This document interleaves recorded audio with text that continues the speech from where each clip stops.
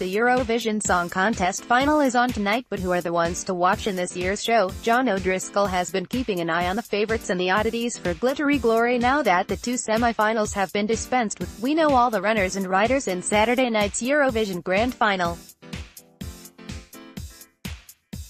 As expected, there's been a few high-profile casualties along the way. The elimination of heavily fancied Belgium and Greece drew plenty of gasps, while the likes of Russia and Romania have seen their 100% qualification record obliterated. But the big news from an Irish point of view has been the fact that not only has Ryan O'Shaughnessy made it to the final, woohoo, but his odds of winning the competition have plummeted since Tuesday night's stunning performance, and there's credible talk now of a top 5 finish. Come on, Ryan. But amid all the pyrotechnics, frightening key changes, wind machine disasters and questionable lyrics, e.g., I know you bop wop a loo bop on his wood bamboo matron, the big question is, who's going to snatch the wigs and title in this year's competition? Following this week's semi-finals, we've learned a few things. 1. The days of so-called block voting are well and truly gone. 2. Song quality is triumphing. And 3. Staging really does matter. One thing's for sure, this year's Eurovision competition is wide open. John O'Driscoll has been taking a look at the finalists and has picked 10 songs to keep an eye out for on Saturday night.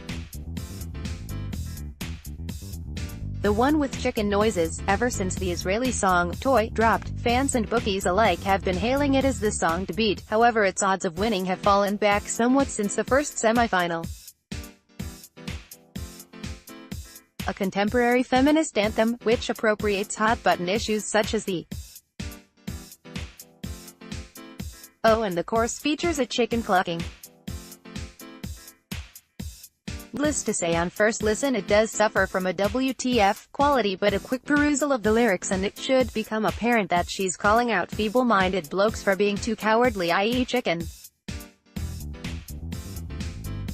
Simples. It's performed by an immensely talented 25-year-old singer Netta Barzilai, who uses a looper to record her vocals live and loop them over the performance, so it's definitely a performance to tune in for. It could go all the way, or become the biggest poultry debacle since we sent the turkey over. The topical entry: France haven't won the Eurovision since way back in 1977, and after years of sending pure muck, they've recently raised their game. Merci, not Merci, performed by the group Madame Monsieur, is one of their best efforts in a long time. A very catchy melody and lyrics which references the ongoing migrant crisis in the Mediterranean. The song refers to a young girl called Mercy who was born on a migrant boat. This should see them comfortably finishing somewhere in the top 5, and on a good day it could sneak into top place, especially with help from the juries. The returning winner, wait a sec. Isn't Norway's entrant that cherub-faced young lad who won the competition back in 2009 by one of the biggest margins ever thanks to his fiddle-playing and winning smile? Well spotted. Yes, Alexander Rybak is 8-back, complete with his fiddle, hoping for a second tilt at glory with meta effort entitled That's How You Write a Song? Answer, with toe-curling Nickelodeon-level lyrics apparently. But as keen Eurovision observers know, for every Johnny Logan there's a Niamh Kavanagh when Lady Luck fails to shine a second time. In this case, it looks like it'll be the latter category. This is so cheesy that it should come with free packet of TUC biscuits, but you'll hate yourself for humming it after just one listen. The fake Beyoncé. You were lamenting the lack of Yas Queen Beyoncé tributes in the competition, then you can finally exhale. This year Cyprus have come to slay, and after last Tuesday's semi-final they are now the favorites to bag their first ever win after a knockout performance.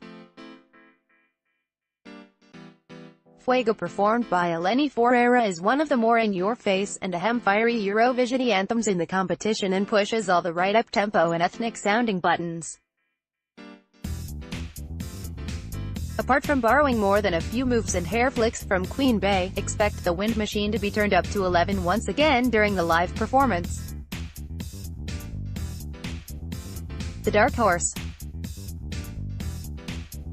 A week ago, plenty of observers were saying that while Lithuania had a beautiful and poignant song, it would never survive the call from Tuesday night's Group of Death semi-final. We're very wrong. Not only is it in the final, the song When We're Old has become a bona fide dark horse in the competition thanks to Love Zazamowski's haunting vocals, reminiscent of the late Dolores O'Riordan, and the touching lyrics about growing old with the person you love. A universal message that will resonate with voters. It will do very well on Saturday. The pretty-looking floss dancer. The Czech Republic's Mikloas Josef was always going to do well thanks to A ridiculously catchy chorus and B, the fact that he's not exactly hard on the eyes. Admittedly, the lyrics on Lie to Me sound like they were written by an English-language exchange student headbutting a keyboard, while it's also hard not to do a FR TED halfway through. By screaming, "We need to lose that trumpet solo." Still, he's mad about his backpack and there's lots of flossing to keep you distracted. Ask an 11-year-old if you need to.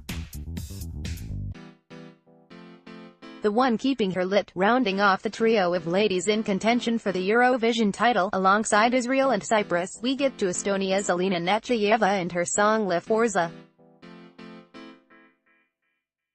This year they have taken the less well-traveled route with an absolutely delightful piece of soaring pop operatic bliss, sung in Italian. Obviously, Alina's voice makes it a performance to remember. Just wait for that high note at the end. This is a strong contender for the top spot and is, as the kids say, well lit, literally.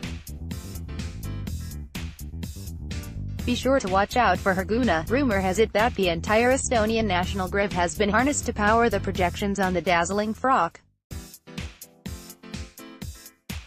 The Rock Very Hard segment. Hallelujah. Q. Who are your influences? Hungary. A. Animal from the Muppets. You might want to step back from the television for this one. A journey into the dark dystopian heart of Eurovision. This clatter of metal from a bunch of Hungarian rockers, Oz, should help to wake you up and send the cat fleeing in terror to the kitchen. Literally, the entire pyrotechnics budget for the whole song contests is used up in these 3 minutes. I haven't a notion what the song Vislit is about, but as an expression of deep-rooted existential angst in a world gone mad, it's hard to beat.